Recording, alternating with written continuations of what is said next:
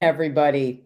Welcome to Spiritual Discoveries with Angie and Friends. And I'm excited to be with you here today. My name is Angie Abt. I'm a registered Lily Dale medium, owner of Santosha Holistic Center in Williamsville, New York, and also a graduate of Fellowships of the Spirit.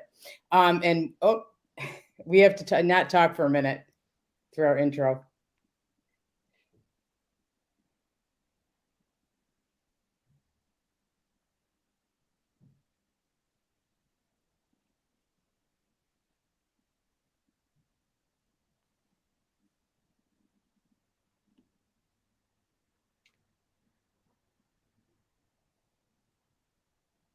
Okay, here we go, everybody. Thanks for waiting for a second there while our intro played. So again, my name is Angie Abt. I'm a registered Lily Dale medium.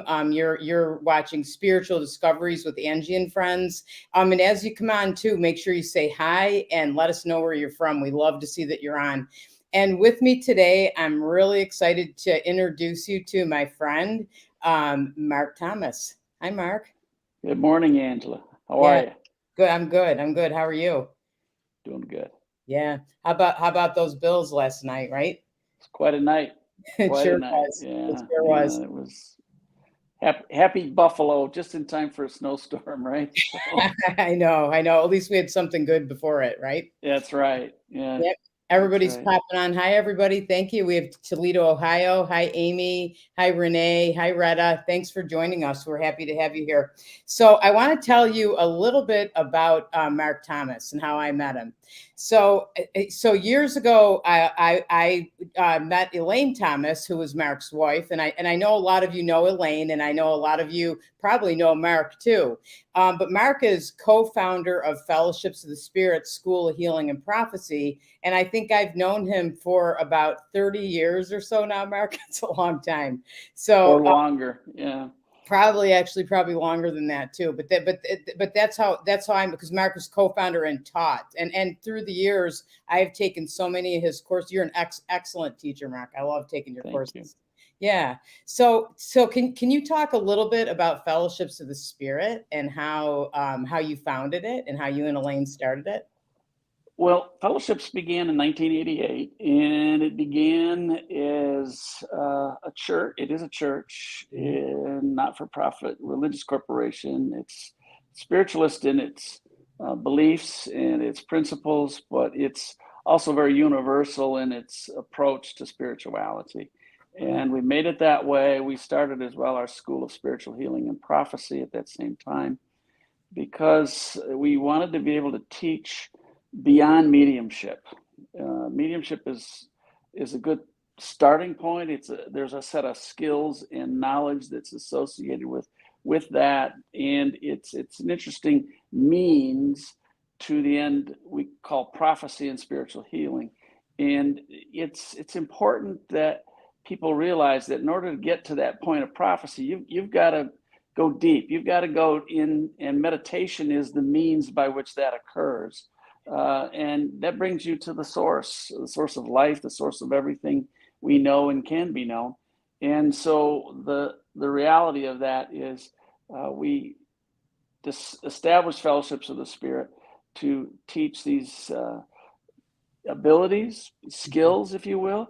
Most people have never looked at it that way. They think, oh, if you're a medium or you're psychic or you're prophetic in your ways, you're born that way. No, well, you may have had some proclivities, but bottom line is it has to be developed, and there are ways to develop those abilities. And the number one thing that we've found, it's the foundation for all of that, is meditation.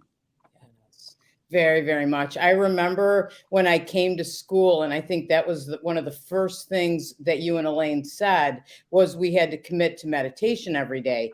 And at that time, I wasn't a meditator, and I sort of thought, how am I going to fit that in my day? Where am I going to find time to do that along with everything else? But of course, I did it because I wanted to commit, because I was in the program, and I started to get up earlier every day. And I started to meditate, and I found that going within, it changed my entire day. It started to change my life. And I noticed on days that I didn't meditate, my day did not go as smooth. Yeah, for sure. That's so common. I've been meditating since I learned transcendental meditation back in 1976. So daily meditation since then as a way to create wholeness in your life, spiritually, body, mind, and spirit. And there's plenty of research out there that says meditation has those effects. It affects us on all levels, and it brings a new quality to life. Yeah, it sure it does. I can vouch for that for sure.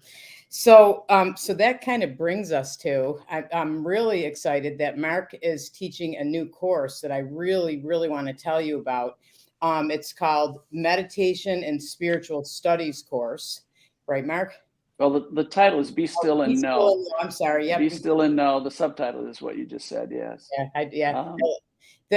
That's the course. And Mark, you've always taught meditation and deeper spiritual studies to more advanced students. And now you're actually opening it up to the public. So can you talk about that? Why did you decide to do that? Why do people need this course? Well, the times we're living through is one of the main reasons. And the second main reason is I've had people asking me to do this for a long time. Most of my teaching, while I had my professional work going on in governmental administration that I was involved in for years, didn't allow me the time to build and to do the teaching of a course such as Be Still and Know as it's going to occur. And so I've had this time, a quiet time, plenty of time to do the studies and bring together the knowledge and the teachings from the different directions I wanted to make this really work. So it's really about those two things: people asking for it, but in addition, the times we're living in, people are so the term I like to use for it is they're so uncomfortable in their own skin these days, and it's really a tough time, and it's a time where we do need to center more. It's a time where we do need to get ourselves clear of our distractions that basically cause quite a bit of discomfort. Yeah. And help us get to the point where we, as Robert Fulghum in one of his books wrote, learn the difference between a problem and an inconvenience. Oh, yeah. We've got so many inconveniences nowadays that people build into problems. Yeah. They're not problems, they're inconveniences. If you've got a major health thing, if your home burns down or you got tornadoes that destroy your whole neighborhood and everything about your life and all this, those are problems. Yeah. The stuff that most of us are dealing with, things not available in the grocery store or the hardware store or whatever it is, those are inconveniences. You might have to wait a little longer to get something than you normally do. Those are inconveniences. Those are not problems. But it seems like people want to glom everything into being a problem these days. And so when we do that, we make ourselves miserable and we buy into the vernacular, the conversation that goes on in the media and everywhere else in society of how awful things are. And this awfulizing basically gangs up on us. The person that injures is us. Yeah, for sure. It doesn't change the environment, doesn't change the situation. So it's really a time for people to come and get within and really get centered again and find their way. So be still and know. That's that inner knowing, not the outer knowing that that this course will focus on. Yeah, I love that. You're so right about that, Mark. And I remember that story, the problem or the inconvenience. And you're right, we get so locked into something that and think it's a problem. It really is just an inconvenience and just kind of get through. So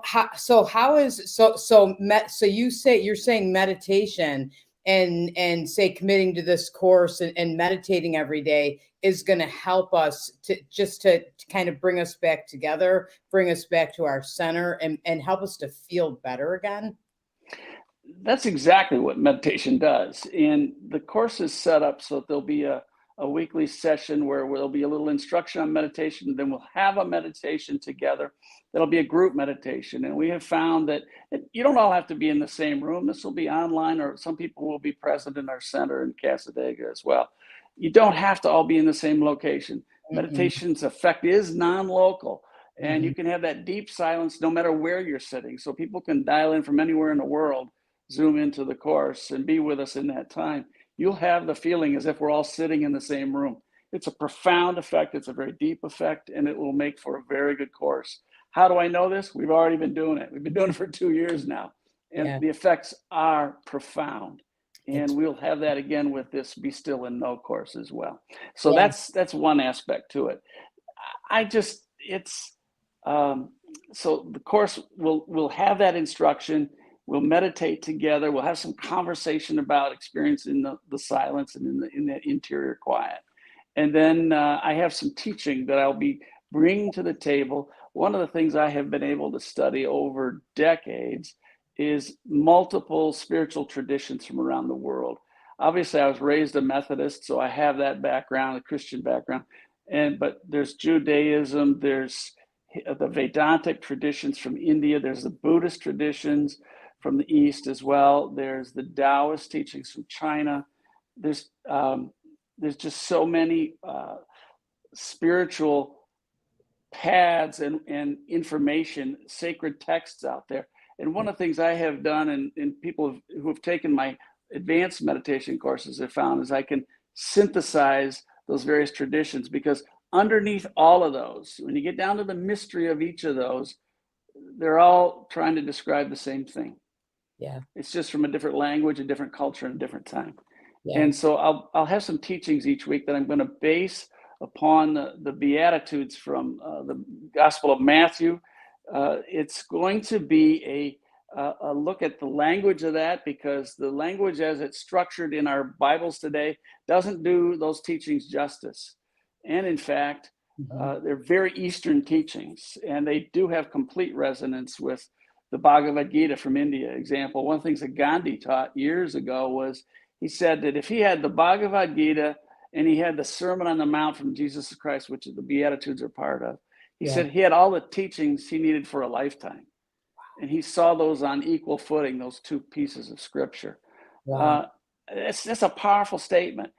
And yet, when an Middle Eastern religion that was spoken in the Aramaic tongue got translated into English and westernized so much of those Eastern deeper level meanings and teachings were lost in the shuffle. And it sounds like the Beatitudes are a bunch of rules and regulations, like a second 10 Commandments, and they are far from that. They are nothing about the exterior. They're all about our internal spiritual walk. And so that'll be the instructional piece each week. There'll be ties to the Gita, there'll be ties to the Taoist and Buddhist teachings, because when you get down in to those teachings, you really resonate with them at a very deep level, and they affect people very profoundly. Very much. And you teach it in a way, Mark, that people can understand it. And I love that. And also too, I mean, as you're talking about it, I'm getting chills, because I feel like this is what we need to start healing. This is how we can heal. That's my aim. And I think that's one of the main objectives of the course, is that we heal from getting to our center. Because when we get there collectively, and we have the conversations about that, and we grow together, what we learn is that we are all one. And we need to put these artificial distinctions of our separations aside, not as an intellectual process, but as a heart process.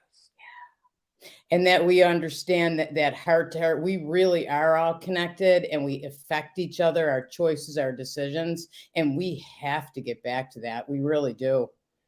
Truly. Yeah. You know, the first 4 Yoga Sutras of Patanjali from like over 2,000 years ago starts with it. And now, as the teaching of yoga begins, yoga is the settling of the mind into silence. The third passage is, once settled, we are established in our essential nature, which is unbounded consciousness. And the fourth, unbounded consciousness is usually overshadowed by the activity of our minds.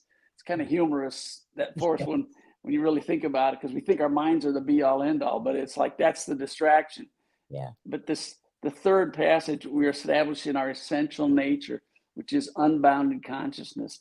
You know, there's so little in our world today that's really helping us get to that place. You know, that stillness. Can you talk about that more? What is unbounded consciousness? If I describe it in words for you, you'll lose it. I lose it. It's beyond our words.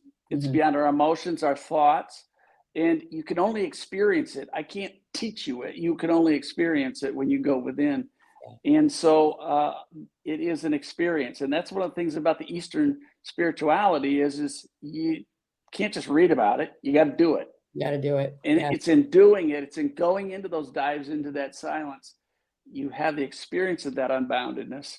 And then you bring that, the neat thing about that is, so it's not just narcissism, is you bring that unboundedness, that silence out into the world when you walk out into the world after you get done meditating.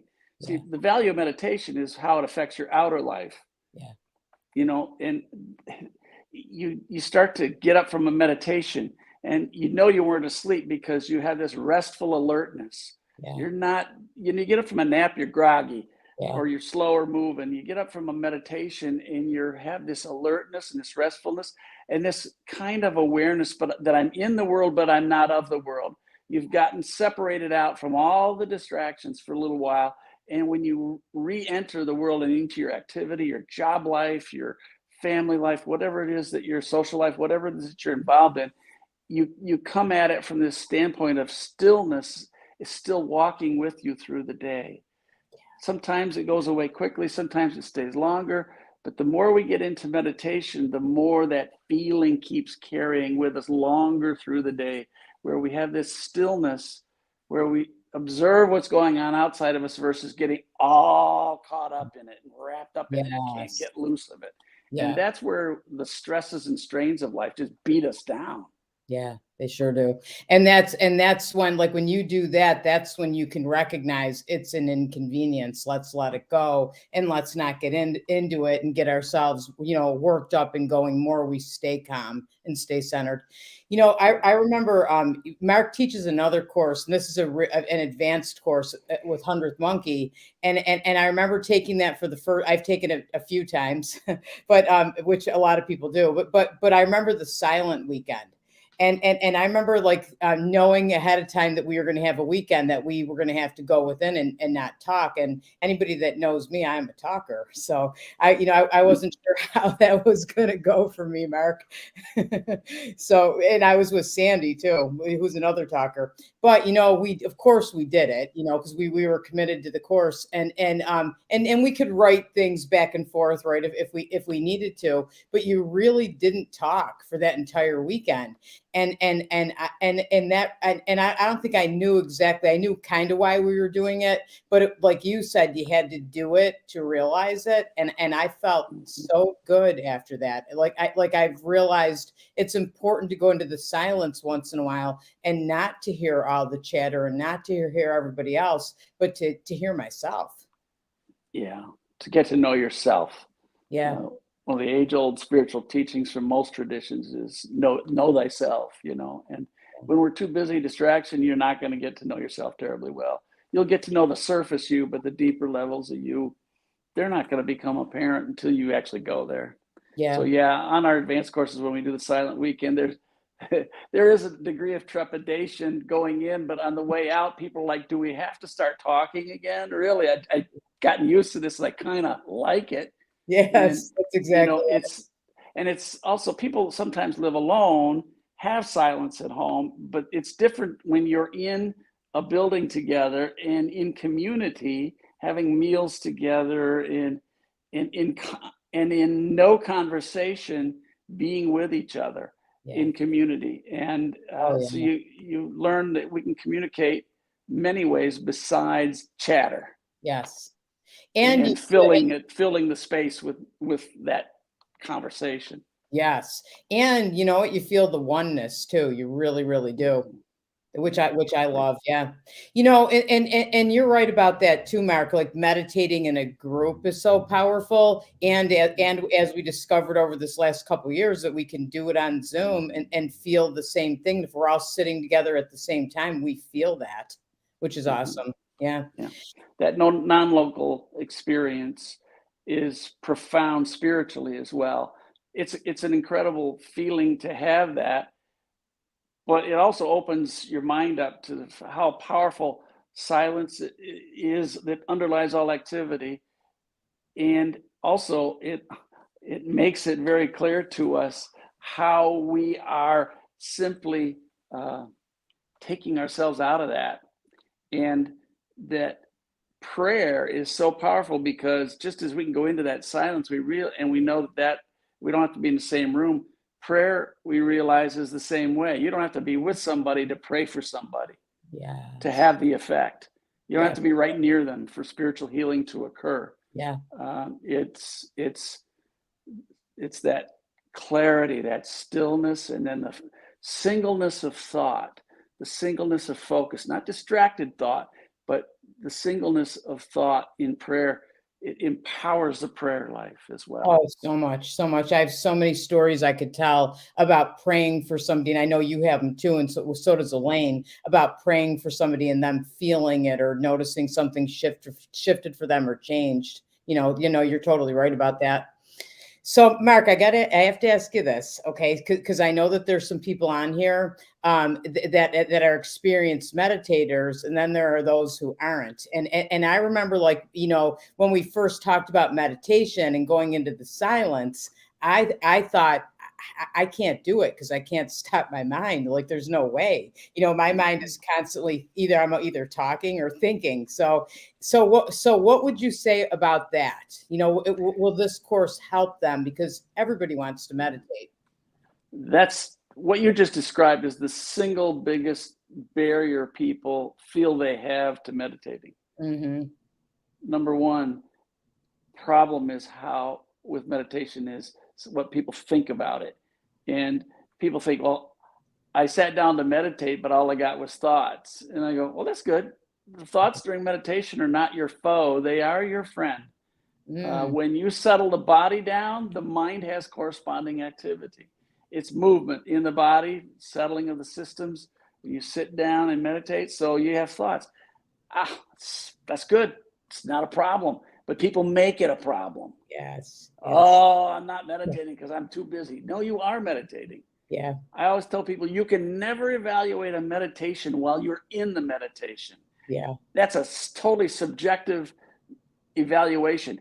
Here's how you evaluate whether your meditation is doing something for you. It's when you get up after 20 minutes of sitting and meditating, being still, being quiet, settling down into that silence as best you can. Sometimes it doesn't feel like you ever get there, but when you get up to go about your day, you feel better, more still, more quieted than before you sat down in that chair to meditate. Yeah. And if the answer to that is yes, that meditation was just fine, even though your brain it felt like it never shut off. Yes. That's okay, because you're still allowing that silence that's under all that activity to come up and infuse your busyness with some of that silence. Yeah. No two meditations are ever alike. Yeah. I could say that from my own experience. Over the years, it's like there are times where I have days where I sit and the chatter's going on the whole time, but when I get up, I still have that quiet. Yeah. And that's one of the things people need to get used to. That's one of the first things. Second is the course will have a number of tools that we will give to people based on the specific things that they're challenged with during meditation. And I don't want to get into that here because that's what we get into in the course. And it is. I don't want to speak in generalities because we really dial it down into what's working and what's not working for you as an individual. So people will be able to engage with me and ask questions and that sort of thing, because that's what that Q&A time will be for. And so that'll be important. One of the other things that we'll do is I'll be giving out some quotes from this 13th century mystic, Meister Eckhart from Germany, who was a Christian mystic. And he has some incredible writings. And I've put a bunch of those together that I'll be putting out to the students so that you can daily use those as kind of like a Zen koan to contemplate or work with, so that you can chew on that stuff during the day instead of some of the other stuff you keep chewing on. This can deepen your awareness of your own interior experience. There'll also be other things that I'll be teaching about. Walking meditation, where you just walk when you walk and pay attention to the actual movement of your body. That's an incredible experience. It's a Buddhist meditative technique. It works very well. Love that. For centering yourself while you're up moving around. Also, I'll be giving people, if they want them, what I call contemplative mantras. They're mantra sayings that you just run while you're doing the dishes or running the vacuum cleaner or doing things where you're out and gardening or out and about town or whatever, not driving. You should never be meditating while you're driving, but No. while you're doing other things, you have the brain's running anyway, so you might as well allow it to have something else to chew on while you're doing that. And that helps to create that inner awareness, even in the midst of the busyness and activity of our lives. It's not a substitute for going into the silence and the sitting meditations, but it is an adjunct to that, then in fact has the other effect of deepening your silence and your experience of the silence in your meditation. Yeah, I love that. And I remember when you told me, because I used to think with what we first started talking out with about was going into the silence and my thoughts don't stop. And I remember you told me that do it anyway, you're meditating. And I found that you were 100% correct. And I tell people that all the time too, meditate anyway. And you're right. It's how you feel after. And I love the tools too, Mark. Yeah. All the good things. Very specific. Yeah. Yeah. Very specific. What was your Eckhart? I didn't write it down, but you were Mark and I were talking before. Your quote by Eckhart. Totally. Yeah, Meister Eckhart. One of the things he said long ago was, "There is nothing in creation so like God as silence." That's that interior silence he's talking about. Not a lack of noise, but that interior silence. You know, and many other quotes. As he says, "To the quiet mind, all things are possible." Another one, "To be full of things is to be empty of God." To be full of things is to be empty of God. To be empty of things is to be full of God. Wow. So, I mean, start chewing on those during a week, you know, and just kind of let that run versus some of the other junk we put in our minds and get caught up in. And just allow that to just like, okay, just be with that, you know, a little bit and then move on. Just kind of let it, put it on the back burner so it can kind of like simmer, you know, and just work a little bit in the background. And every now and again, drop your awareness to it. And those are ways in which, those are some of the tools that you can use to deepen your experience of meditations. It takes us to where we start to look at the bigger picture instead of getting caught up in the little things, especially with everything that's gone on over the last couple of years. You know, I feel like we need to connect to the bigger picture, or the spiritual side, or how can we be there for each other, or what did we learn, you know, over the couple of years, and how do we come back together in a better way? Yeah, that is so important. Angie really kind of hit on one of the major themes and reasons why I'm doing this program is there's been so much isolation, so much disconnection, and it's time we start laying the groundwork for the next post-pandemic life. People, I get one of the things that it irritates me, and that is oh, we want things to get back to normal. There's no going back anywhere, folks. We're not going backwards. We're going forwards. Well, they want a new normalcy. You know what normal is? Normal is a setting on your washing machine. That's what normal is. Stop looking for normal. Start looking for growth. Start looking for opportunity. Start looking for peacefulness. Start looking for love and expression of that. Opportunities to give versus to get. This is a great time of transition for all of us. We can either make the most of us or of it with each other, or we can make ourselves miserable and everybody around us as well. So these are choices we've got. And I'm looking at this course, this Be Still and Know course, as a way for people to recenter to what's most important and come from that heart space, more space of compassion. The Buddhist teachings about compassion as well that we'll touch into in the course are just, they're profound, and they're critically important in the world we're living in today, when so many folks are running around in fear, or they're running around in anger or rage or disappointment, discouragement. There's ways to, you know, come underneath all of that to our center, and then come from an empowered place versus a beat down place. And we don't need to hang out in that, but a lot of folks don't know where to go to find that. Well, where to go to find it isn't out there, it's in here. Yeah, it's right in this space in here, and we can do something about that. Nobody can take that silence away from us at all. It's there. It's a grace. It's a grace. Yeah, it sure is. It sure is. And you're right. We're all looking out here, and it's inside. As you were talking, I just wanted to ask you this because I think it's about how we look at things and our perception and changing that, right? And I remember you saying like years ago, and a course I took, and I've told people this is when you're frustrated, turn that into fascination. Mm-hmm. Yeah, we can get easily frustrated these days. I mean, there's a whole lot of reasons to get frustrated, more so than we probably like to have.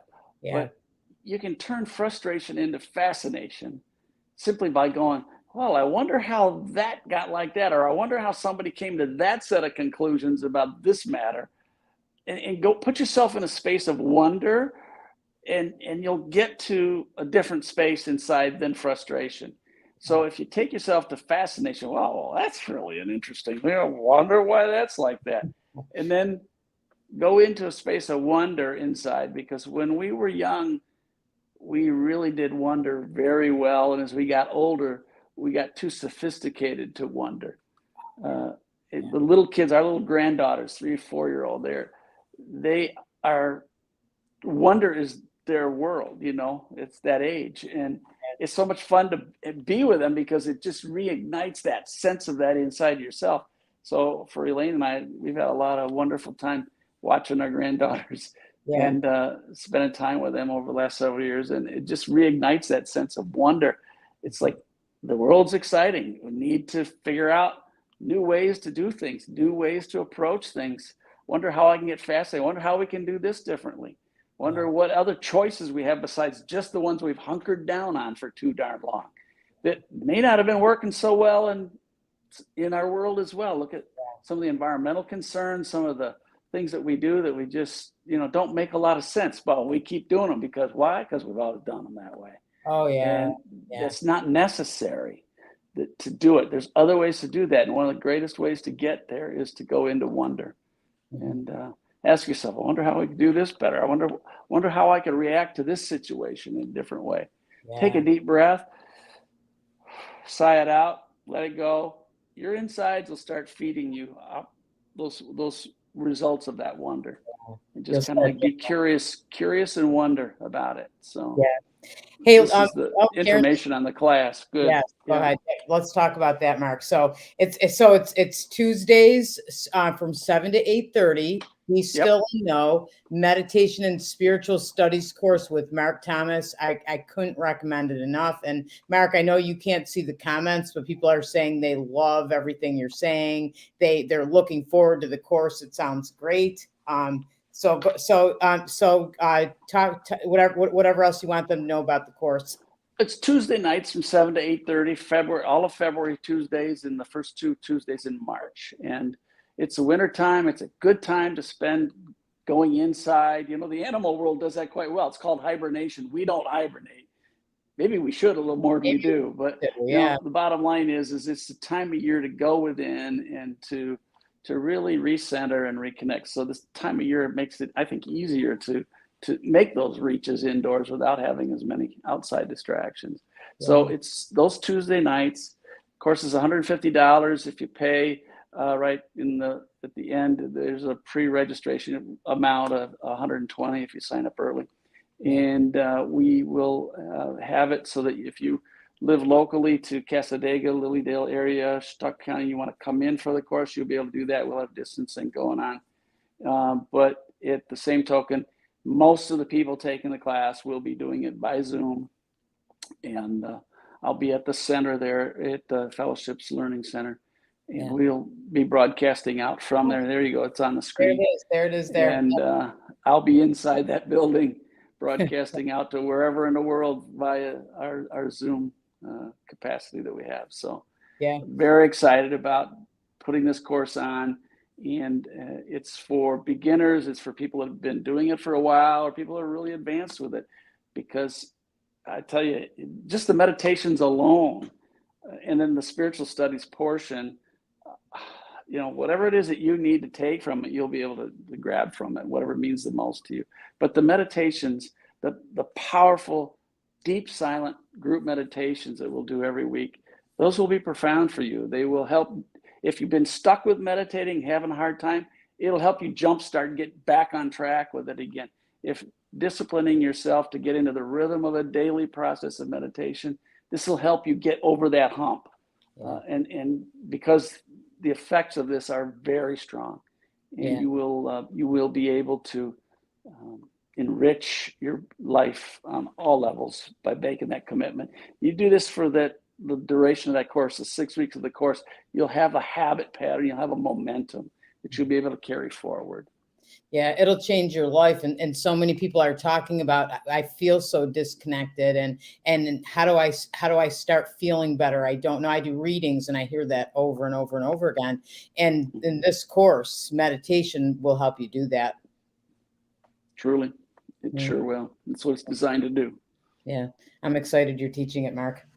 Thank you. It's a pleasure to be able to do it, Ange. It's with the technology that we have today, we can do this kind of thing. And people don't have to be in the same location to have the experience of it. And 2 years ago, we never even would have thought of doing that, for sure. No, it's that wonder thing. It's like, well, I wonder how we can do it differently. So we are doing it differently, and doing it differently, we get the same result. It's like, oh, or maybe even better result, because we're reaching more people, and they don't have to travel, and they can just sit in their own the pleasure and the convenience of their own home and have the experience without having to travel to us. And that's a huge plus. So you can get caught up in all the things you can't do, but you can also get caught up in the things that are marvelously wonderful and able to do, given the times we're in as well. You can do. Yeah. When you were talking about, like, we were talking about the frustration and fascination, you think about like that, the word frustration makes you feel like this, and you're aggravated, and it makes things worse. And when you switch that, this is what I learned when you said that, and you switch that to fascination, it's like, all of a sudden I feel in control again, and I can do something about this, and I don't have to sink into the frustration and feel worse and worse. I think one of the biggest disempowerments that we have today, and to that point you're making, is that if you get caught up in media, and I don't care what your bent is, who you watch or whatever, you're letting other people direct your attention. And they're pre-digesting it to give you from their point of view, from their biases, their prejudices, their whatever it is that they're carrying around. And so when you put your attention on that and you buy into their storyline, whatever it is that they're pushing forward, what we end up doing is giving our power away to that. Our mental power. We're letting other people's pre-digested information and referencing of things drive our show. And then that is disempowering, because they're talking about things you can't affect on an outer level. And the more you put your attention on the things you cannot affect, the more disempowered you feel. That opens you to fear, anger, rage, disappointment, sadness, sorrow, etc. I mean, the list goes on and on and on. Yeah. And that's all disempowering. And where we're going with this class is for you to get to the source of power that's within. That's a God source. That's a divine spark that you find by going into the silence within, that you connect with, that empowers you to get to the point where you feel like the things in my world that I can affect are huge. I can be an instrument of peace in this world. I can be an instrument of possibility, of opportunity, of all kinds of things. And I don't have to get caught in the things that I cannot move, because the more I do that and disempower myself, the downside emotionally takes us into the sewer, and we can't get, people so often feel like they can't get out. I hear that so many times. So it's really about, we don't have to put all our attention on those sources of information, pre-digested information, I call it. It's like we don't have to go there. So I'll be also in this course giving people a bibliography. I've got a very long one. You want to start studying these Eastern teachings and really go for it, so you can put your attention on things that'll help you enrich that power within and bring that out. I've got a bibliography in this course. It's quite long. And I will be talking about some of those resources throughout the course as well, so that the students will have the opportunity to dig in on some of the great teachings that are out there, that have been out there for quite a while, most of them. Yeah. And yet, you know, with our modern world we live in, it's like, oh, if I can't turn it on the TV or my phone or my iPad or whatever, or computer or whatever, I don't pay attention to it. Well, there's a whole treasure mine of material that are out there that I'll have available on a bibliography during the course as well. Awesome. You keep on this something you were saying reminds me of another one of the things you always say in class. And if you keep doing the same things, you're going to keep getting the same results. And if you want results, do something different. So take this course, meditate, right? Yeah, change the game. I mean, you know, to make a commitment to 20 minutes twice a day, once a day, twice a day, whatever you can do on that level, no less than that though, is going to completely do a reset on your life direction. And like you described earlier, and we can all find 20 minutes in our day. Oh yeah, I found it. There isn't any one of us that can't find 20 minutes of turning something off and going within. Yeah. You know, and it's so no problem at all. Yeah. And it's worth it. That's what sold me, because I thought, okay, I'll try this and let me do this. Everything is do it for 21 days and it becomes a habit. And I did. And I found it wasn't because somebody told me, it was realizing how much better I felt and how much better my life started to go. Still does. Yeah. It's cumulative in its effect over the years. Yeah. Yeah. So, Mark, you were talking about your granddaughters earlier. Yeah. And I remember 2 years ago, seems like such a long time ago now, pre-pandemic, you came to Santosha's church service and you gave a talk about love. Yeah. Yeah. And I remember that night. That was fun. It was a great evening. Fun. Yeah. And go ahead. You go ahead. Well, one of the things I talked about that night, and I'll share again, because it's one of my themes that I keep repeating over and over. And that is there's this term that people bandy about especially in the spiritual communities, unconditional love. It's one of my least favorite terms, because in saying that unconditional love is the kind of love you got to have, well, then that makes conditional love less.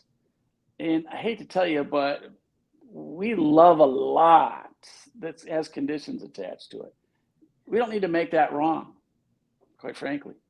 You ever heard the term of tough love? That's a conditional love, but sometimes it's necessary.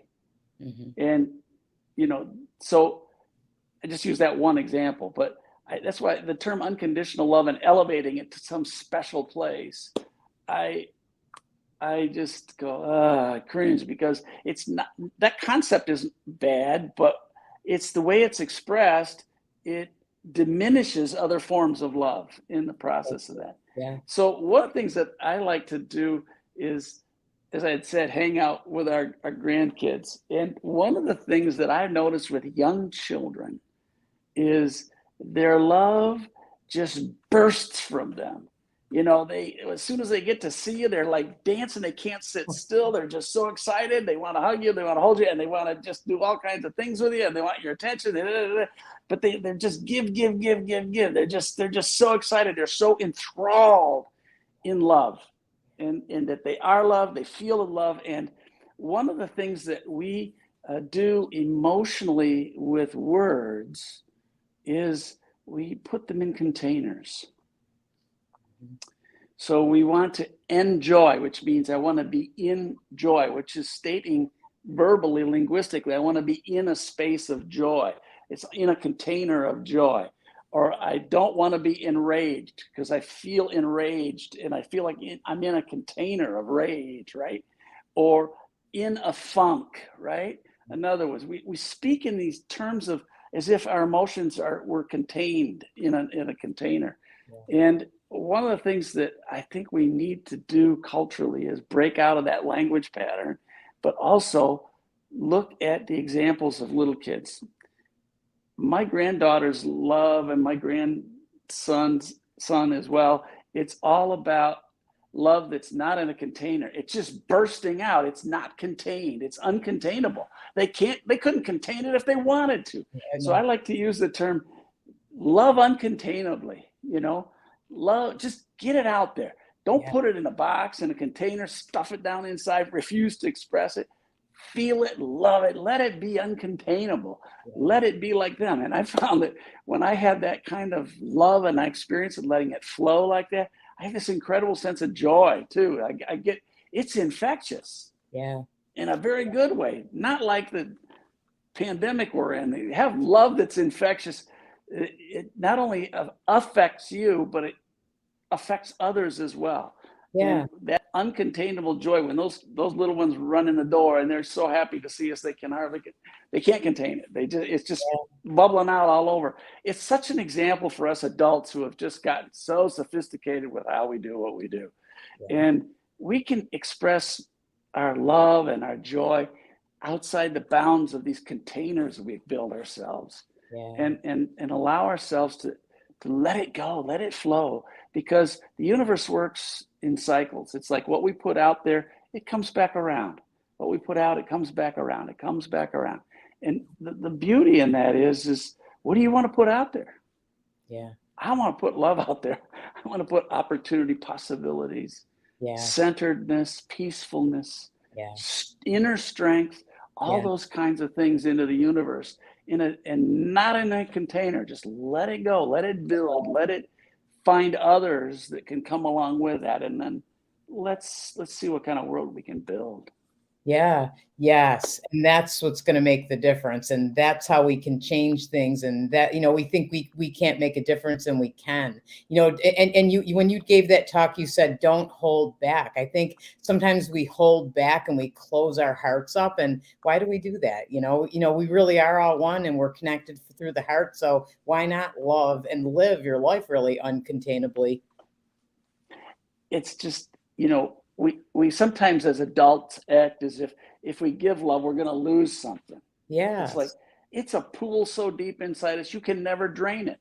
So the more you give, the more love you have to give. And the little kids know that. Yeah. They're not operating from any sense of lack. They're operating from, hey, this keeps coming. It's always there. It just keeps rolling. And they're all excitement and joy and love, and it just, they're free. They're freed up, and we need to free ourselves up in that same light. Yeah. And so that's why I like to use the term uncontainably love. Just let it rip, let it go, enjoy the same thing. One of the things of meditation brings you is a sense of interior silence, and the emotion, the experience of that is bliss. Bliss. And one of the great things, one of the great mythologists of the last century, Joseph Campbell, talked about, you got to live your bliss. What brings you that? What is it that it needs to be expressed from you that allows you to live in a way that brings you the bliss of life, instead of drudgery or instead of whatever? And he was masterful in the way he'd studied the same traditions I'll be talking about from all over the world, and found that it's really about living your bliss. And so that's part of the reason I put this course together, so more of us could live more bliss together, and share in that, and get more on track instead of off track. With what we need to be doing individually to reconnect. And before we run out of time, I wanted to also ask you about another talk you gave at Santosha. You came and talked so many times. I can't wait till we can get back to that again. But you talked about the older gentleman you worked with and how he went. Do you know what I'm going to say? He went in the lunchroom. Yeah.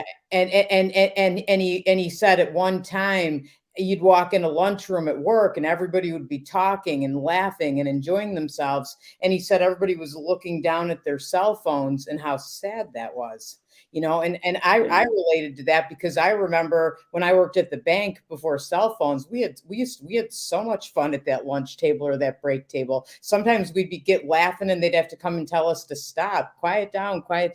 But I mean, right? But it connected us. It made us feel like a team, and you didn't feel like you were at your job all by yourself. You felt connected. So I thought that was an important story when you told that. devices give us a sense of connection sometimes, but also they can foster disconnection. The gentleman that you're referencing was a longtime employee of the state parks system.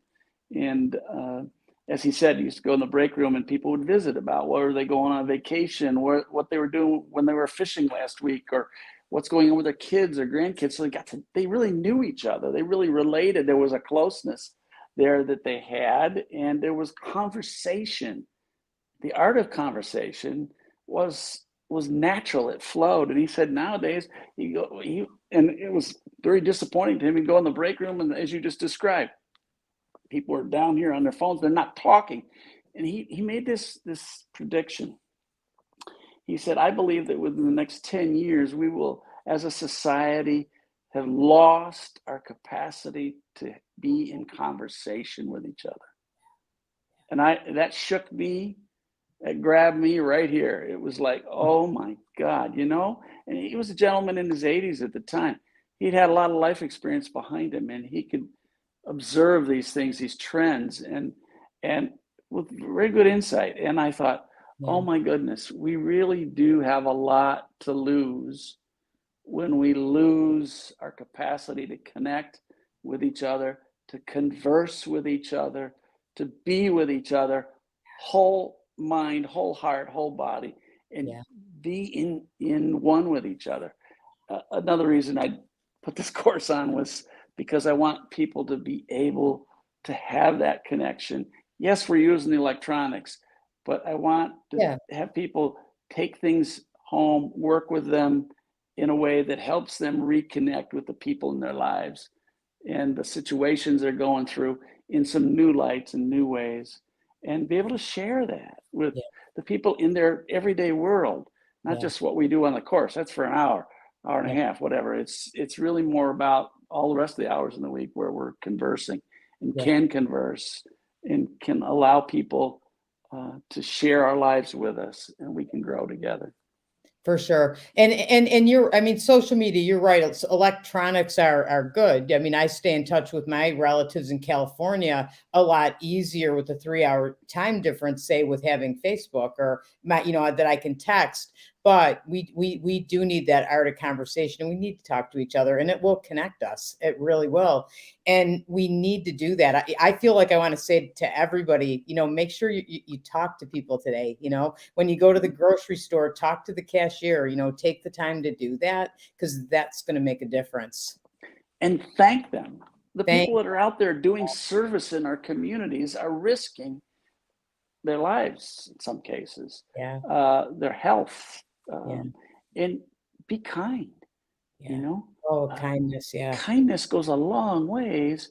You can make somebody's day by being kind to them. And when maybe 8 or 7 out of 10 people they see are either caught too much in their own drudgery, or they're mean-spirited, or whatever else.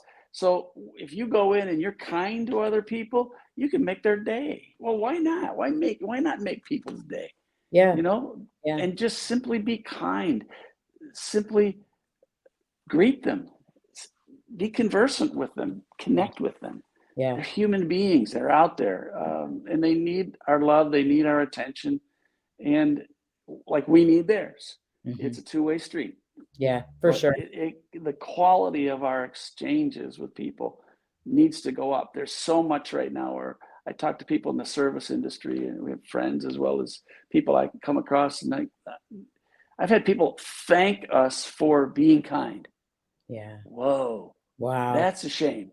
Yeah. That's sad. That's sad. It is. That their days have been so hammered. Yeah. That people have been so mean or so unpresent to them that it's like a drop of water in a desert to them that someone's kind, right? It's like, wow. And that we need to do better. We got to do better. We sure do. We got to do better. We sure do. Because that should be a given. We should all be kind to each other always, and have compassion too. Yeah, that's that compassion coming out on a day-to-day basis. And smile, everybody. Even when you have your mask on, smile. You can tell. You can tell. When I smile, I probably can see my wrinkles more, but Yeah, that's okay. At least I have them, so you can tell I'm smiling. But smile a bit. If you can't think of something to say, just smile. And I think saying thank you too, especially nowadays. absolutely. Gratitude goes a long ways Sure does. for things and for people, and it's so important just to connect on Mhm. that level too.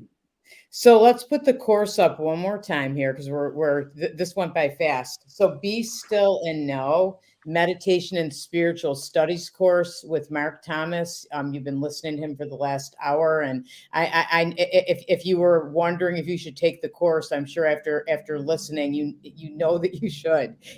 Or for sure, introduce meditation into your life. It's so important. It will change your life. It will make you feel better. It will connect us again. It'll help us. Like we all want peace in our world. Meditate, go within, and that's going to do that. So you're going to bring peace. So this course is Tuesdays from 7 to 8:30, and it starts February 1st, so pretty soon. And I'm going to be there, and I'm looking forward to seeing. I see a lot of you making comments and saying that you're signing up too, so I'm really happy to hear that.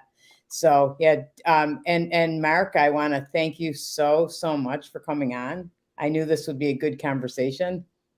Thank you, Ange. It's been a Yeah, joy as always. yeah, Good to see you appreciate as it. well. Yeah, And yeah, I look forward to diving in on this in February with the students that join in with us and yeah, can join in this meditation. yeah.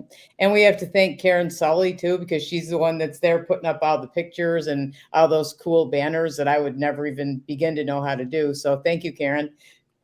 Yes, and Karen will be helping us on the course too. So Yeah, yeah, she's our electronic godsend. yes. Yeah, And we'd we be thank nothing her. without Karen, right, Mark? We'd be nothing. Well, you need the help sometimes, and we certainly have it with Karen. That's for sure. That's for sure. All right. Well, and everybody, thank you so much for joining us today. I appreciate you taking time out of your day to spend with us. Thank you, Karen, and thank you so much, Mark. I My look forward. pleasure, Ange. Yeah, Have a good day. you too.